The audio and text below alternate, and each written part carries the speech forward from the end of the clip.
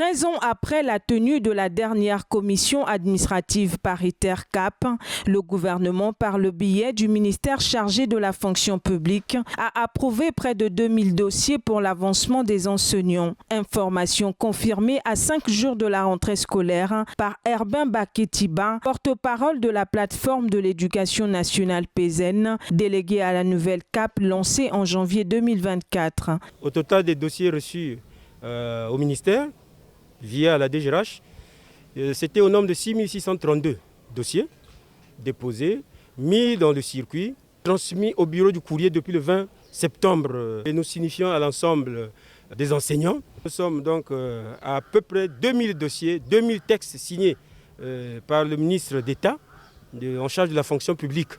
Et là-dedans, il y a les avancements, ce que nous appelons les promotions, il y a aussi les titularisations, et il y a les révisions des situations administratives. Depuis 2011-12,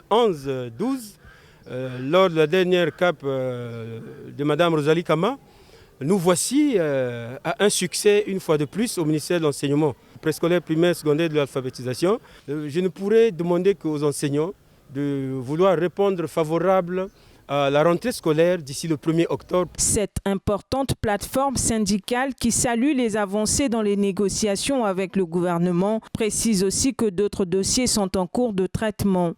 Si nous sommes aujourd'hui au tiers de la totalité des dossiers, eh bien parce que certains ont eu un petit souci, c'est-à-dire ayant été rejetés, pour certains, soit par des erreurs d'écriture, et il fallait donc les renvoyer à lecture, faire une recorrection, une mise à nouveau dans le circuit pour poursuivre le processus. Il nous reste également du côté du ministère de l'Enseignement technique où le ministère a lancé le communiqué pour transmission des dossiers par département via leur direction générale.